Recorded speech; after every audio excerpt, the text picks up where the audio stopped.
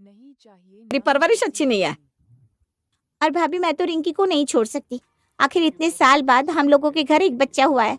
मैं रिंकी को बिल्कुल अपने जैसी ही बनाऊंगी। बेचारी कल्पना क्या करे, ननद की आदत एक नंबर की खराब। न पढ़ाई लिखाई में मन लगाती थी, ना ही घर के किसी काम में।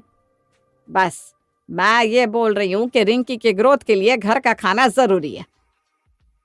अरे तुम लोग उसे बाहर का खाना मत खिलाया करो। हाँ तो रोक लीजिए ना अपनी बेटी को, वही आती है बुआ बुआ करके। कल्पना अपनी बेटी रिंकी के पीछे दाल रोटी लेकर भागती है, लेकिन रिंकी, बुआ चलो ना, बाहर चलकर बाहर का कुछ खाते हैं, चलो ना। लो संभालो अपनी बेटी को।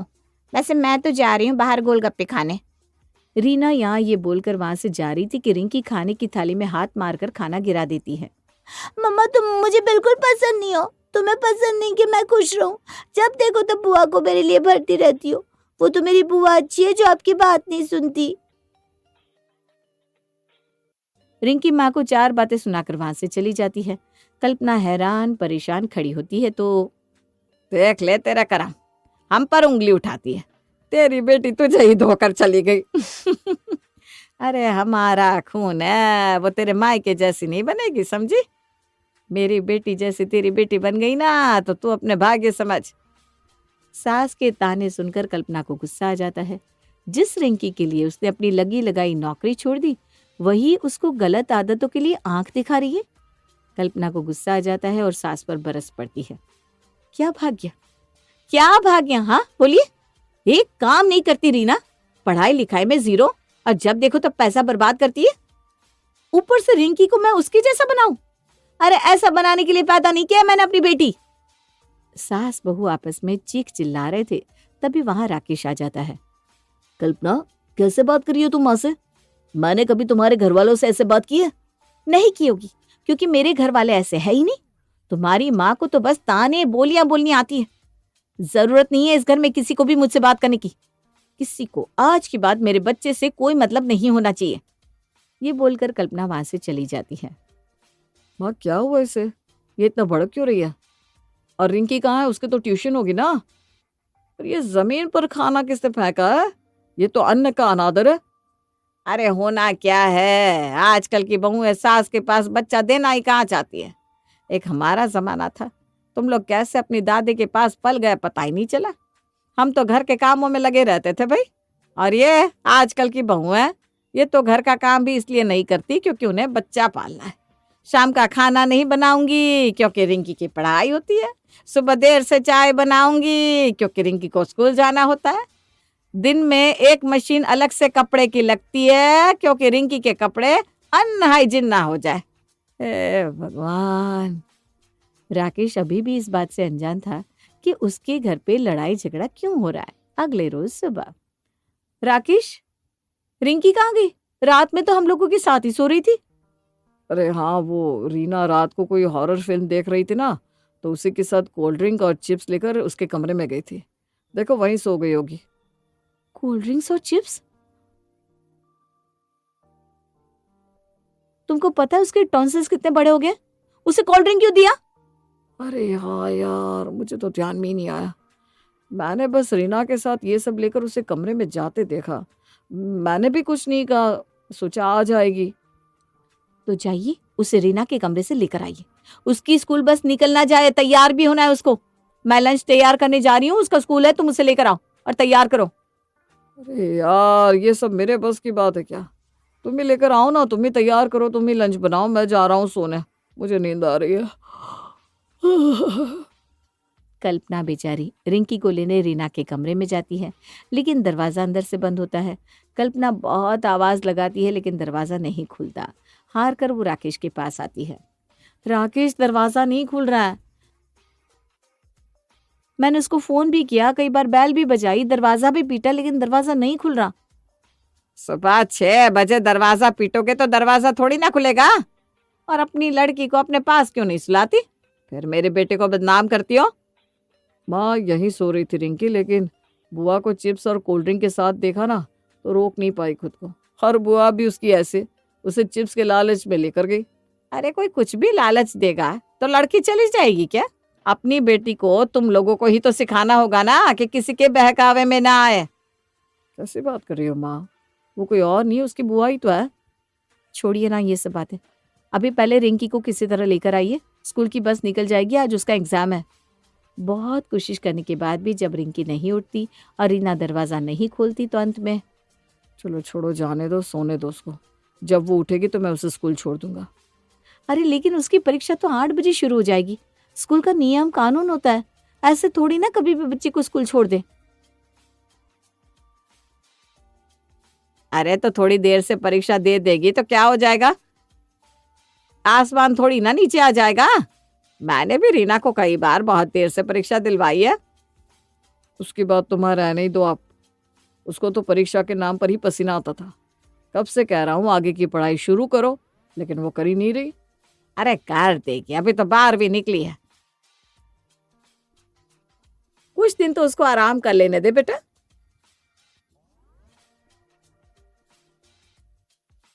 12 साल से मेरी बेटी पढ़ाई ही तो कर रही है। कल्पना समझना चाहती थी कि इस घर का माहौल क्या है। इस घर में माँ को जब शिक्षा की अहमियत ही नहीं पता, तो उस घर में वो अपने बच्चे से कैसे उम्मीद कर सकती है कि वो एक अच्छी पढ़ी लिखी इंसान बनेगी। दोपहर में जब रिंकी बुआ के कमरे से बाहर आती है तो, आज तुम्हारे मैथ का एग्जाम था, याद था तुम्हें? मैं कल सारा दिन बैठकर तुम्हें पढ़ा रही थी और आज तुमने परीक्षा ही नहीं दी। मैंने कितनी बार तुम्हें उठाने की कोशिश की लेकिन तुम उठी नहीं। ओ माँ, मैं तो भूल गई, आज तो मैथ का एग्जाम था। वो कल पूरी रात हमने हॉरर मूवी देखी। माँ तुम्हें पता है ये बोलते ही रिंकी जोर जोर से खांसने लगती है। क्या हुआ, खांसी क्यों आ रही है?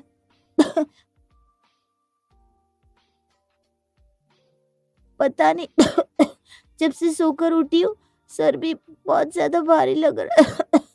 मुझे लगता है मुझे बुखार आएगा। कल्पना रिंकी को चेक करती है तो सच में उसे बुखार होता है। वो उसे गले लगाती है और उसके पास जाकर लेटती है, उसका सर सहलाती है। कल्पना बहुत प्यार से अपनी बेटी को समझाती है, देखो बेटा, हम सबके जीवन का एक मकसद होता है, हमें दुनिया में अपना नाम कमाना है।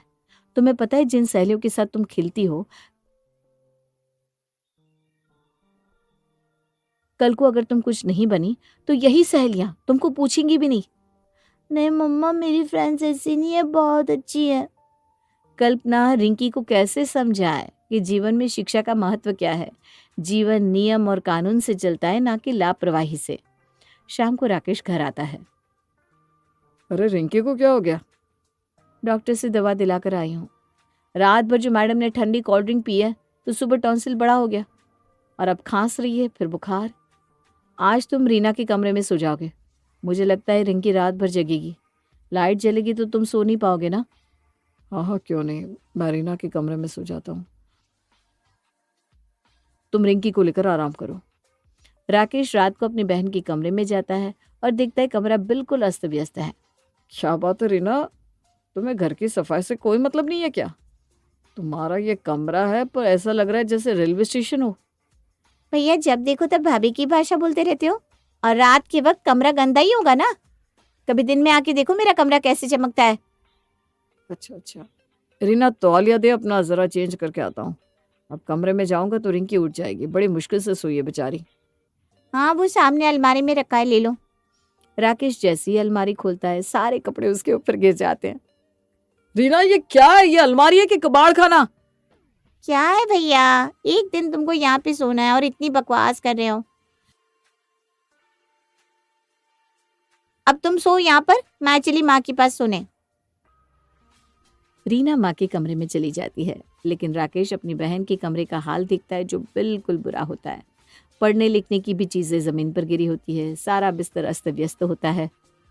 पता नहीं माँ रीना को कुछ सिखाती क्यों नहीं, ऐसे कमरे में तो जानवर भी नहीं रह सकता। अभी किसी तरह सो जाता हूँ, सुबह बात करूंगा। अगली सुबह रिंकी का बुखार और तेज हो जाता है। सुनिए चलिए ना डॉक्टर के पास, मुझे डर लग रहा है। राकेश और कल्पना रिंकी को लेकर डॉक्टर के पास जाते हैं। इतनी दुबली हो गई, इसको खाने को कुछ नहीं देते क्या? इसके बाल भी बहुत रूखे हो रहे हैं। मुझे तो लग रहा है इसमें कैल्शियम की भी कमी है। इसको काले चने, पालक ये सब नहीं खिलाते क्या आप लोग? अरे क्यों नहीं खिलाते डॉक्टर साहब, हमारी पत्नी तो इतना अच्छा खाना बनाती है कि मेरा पूरा ऑफिस तारीफ करता है। तो सोचिए क्या घर पे बच्चे खाना नहीं खाएंगे? तभी कल्पना बीच में रोक लेती है। नहीं डॉक्टर साहब, ये सिर्फ मोमोज खाती है, गोलगप्पे खाती है और बाहर की गंदी चीजें खाती हैं। बर्गर, पिज्ज़ा यही सब खाकर अपना पेट भर लेती है। मैं जो टिफिन में खाना और फ्रूट्स देती हूँ ना, वो रोज वापस आ जाता है। डॉक्टर पिता की तरफ हैरानी से देखता है। अब मुझे नहीं पता ये सब। दरअसल इसने मुझे कभी बताया नहीं। उस दिन जब मैं तुम्हारी माँ से लड़ रही थी ना, खाना जमीन पर पड़ा हुआ था, तब। देखिए, ये आप लोगों का फैमिली मैटर है, मुझे इससे कोई लेना देना नहीं है। लेकिन आपकी बेटी की बीमारी का सबसे बड़ा कारण उसकी लाइफस्टाइल और उसका खाना पीना है। इतनी छोटी सी उम्र में ही शरीर बनता है। अगर अभी शरीर नहीं बनेगा तो आगे तो और मुश्किल आएंगी। बाकी आप लोग समझदार हैं। मैं दवाई लिख देता हूँ, लेकिन दवाई के भरोसे बच्चों का पालन पोषण नहीं होता। डॉक्टर दवाई देता है और दोनों घर आ जाते हैं। घर पर कल्पना शांत रहती है। मम्मा, मेरी तबीयत ठीक नहीं हुई, मैं कल साइंस का पेपर कैसे दूंगी? बेटा, तुम अभी पेपर की चिंता मत करो, तुम पहले अपनी तबीयत ठीक करो। तभी वहां रीना आती है। क्या हुआ भैया रिंकी को? पता है, उस दिन जो कोल्ड ड्रिंक पिया था बुआ, उससे मेरा गला बैठ गया और अब बुखार हो गया। मैंने कहा था ना माँ डांटेंगी मत दो, लेकिन अब नहीं मानी। अरे ड्रिंक से कुछ नहीं हुआ बेटा तुझे। तू जो ज्यादा पढ़ती है ना, उससे तेरा दिमाग खराब हो गया है। तभी कल्पना राकेश की तरफ देखती है।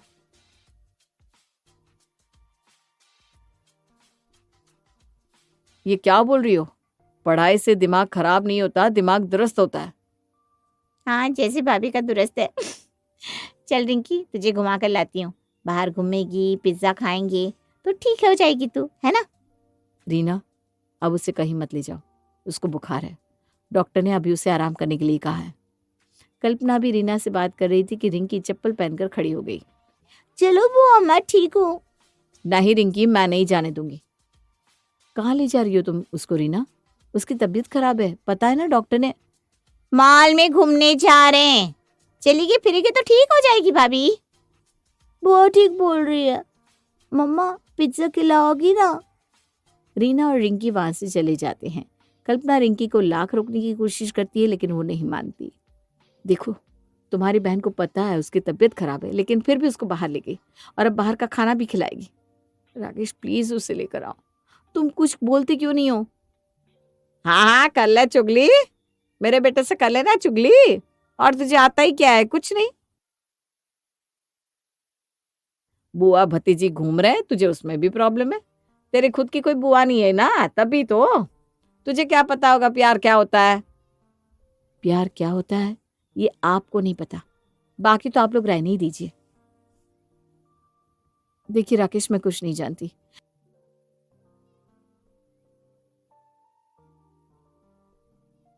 रिंकी को वापस लेकर आइए, उसे दवाई भी देनी है और उसके सोने का टाइम भी हो गया है। कल्पना ने रिंकी को कभी भी मोबाइल फोन नहीं दिया था, लेकिन धीरे धीरे अब रिंकी मोबाइल फोन की तरफ इंटरेस्ट ले रही थी। मम्मा, अपना फोन देना। क्यों, क्या हो गया बेटा? मम्मा, वो रील देखनी है। तुम कब से रील देखने लगी? तुम्हें पता है ना रील की आदत कितनी बुरी है। मम्मा, तुमसे बात करना ही बेकार है, आपको हर चीज पे प्रॉब्लम है। लाओ अपना मोबाइल दो। अब क्या था, कल्पना अपना मोबाइल रिंकी को तो नहीं देती, रीना अपना मोबाइल रिंकी को देती है। कल्पना इस बात से काफी परेशान होने लगी। एक दिन कल्पना, रीना तुम अपना मोबाइल देती हो रिंकी को? हाँ, तब इसमें भी प्रॉब्लम है क्या भाभी? इसको तो मैं मोबाइल बचपन से दे रही हूँ। जब ये खाना नहीं खाती थी तो मोबाइल दिखाती थी मैं उसको। ये बात तुमने मुझे पहले क्यों नहीं बताई? तुम्हें पता है ना मोबाइल की आदत बच्चों के लिए कितनी बुरी होती है। अरे कल्पना, मुझे तो लगता है एक बच्चा पालना तुझे ही आता है। दुनिया में बाकी लोग तो यहाँ बस घास खाते हैं ना, घास। शाम को राकेश से ही बात करूंगी। आप लोगों ने तो कसम खा रखी है कि आप लोग रिंकी को स्वस्थ बनने ही नहीं देंगी। कल्पना वहां से चली जाती है और उसके जाने के बाद, सत्यमेव जयते की अनोखी कहानियां, प्लीज लाइक। क्यों रिंकी बेटा, तुझे बुआ कैसी लगती है? क्यों? दादी आप ये क्यों पूछ रही हो? अरे बता भी दे, शाम को तेरी माँ तेरे पापा से बुआ की बुराई करेंगी, तभी पूछ रही हूँ तुझे बुआ कैसी लगती है। मुझे तो बुआ आप सबसे अच्छी लगती है। आप इतनी अच्छी है, मुझे मोबाइल फ़ोन देते हैं, मुझे बाहर का खाना खिलाते हैं, मुझे टीवी दिखाते हैं। आप बहुत अच्छी है बुआ। वो तो है, लेकिन तेरी माँ तो नहीं चाहती कि तू बुआ के साथ रहे। शाम को अगर तेरे माँ तेरे पापा से बुआ की बुराई करेगी तब तू क्या करेगी? मैं उल्टा माँ की शिकायत करूंगी पापा से। कैसे हर वक्त मुझे परेशान करती रहती है। मुझे इस मम्मा के साथ नहीं रहना। दादी कितना अच्छा होता, सिर्फ मैं, आप और बुआ ही रहते इस घर में। राकेश बेटी की बात सुन लेता है और परेशान हो जाता है। रिंकी, तुम्हें अपने मम्मी पापा पसंद नहीं है? तुम आज ऐसा बोल रही हो? मुझे तुमसे ये उम्मीद नहीं थी। नहीं पापा, आप तो फिर भी ठीक हो, पर मम्मा मुझे बिल्कुल पसंद नहीं है। आपको पता है वो हमेशा मुझे डांटती है। राकेश कमरे में आता है जहां कल्पना पहले से गुस्से में थी। पता है तुम्हें आज क्या हुआ? तुम्हारी बेटी ने आज क्या किया? उसने कुछ भी किया। तुम क्या करोगी? तुम उसे मार डालोगी? समझ में तो आता नहीं, हर बात में तुम उसे डांटती रहती हो, चिल्लाती रहती हो। आज देखना पसंद नहीं करती है हमारी बेटी हम लोगों को। तुम्हारे साथ साथ अब वो मुझे भी पसंद नहीं कर रही है। अरे तो क्या करे वो हमें कि पसंद करे? तो वो हमें पसंद करे इसलिए क्या उसको बिगड़ने दे? मेरी बेटी बिगड़ी नहीं है, समझी? मेरी माँ और मेरी बहन क्यों ऐसा चाहेंगे कि उसकी पोती और उसकी भतीजी बिगड़ जाए? इस बारे में मुझे कोई बातें नहीं करनी। कल रिंकी के स्कूल में रिजल्ट लेने जाना है, मैं नहीं जा पाऊंगी। हाँ तो मैं चला जाऊंगा। अगले रोज राकेश रिंकी के साथ स्कूल जाता है, जहां पर पता चलता है कि रिंकी फेल हो गई है। भाई साहब, आपकी बीवी तो बहुत समझदार लगती है। रिंकी फेल कैसे हो गई? रिंकी बेटा, तुम पढ़ने में बिल्कुल ध्यान नहीं देती हो। पहले तो तुम पढ़ने में बहुत अच्छी थी, अचानक से क्या हो गया? तुम्हारी सेहत भी हमेशा खराब रहती है। अच्छा खाना नहीं खाती हो क्या तुम? रिंकी को झटका लगा होता है कि वो फेल कैसे हो सकती है। वो कुछ नहीं बोलती, चुपचाप खड़ी होती है। तभी उसकी फ्रेंड सिमरन वहां आती है। हाय सिमरन, ये देखो, ये मेरे पापा है। तुम अपनी मम्मा से मुझे नहीं मिलवाओगी? कभी नहीं। मैं तुम्हारे जैसे फेल होने वाली लड़कियों से दोस्ती नहीं करती। मैंने तुमसे इसलिए दोस्ती की थी क्योंकि तुम्हारे नंबर अच्छे आते थे और तुम खेलने में नंबर 1 थी।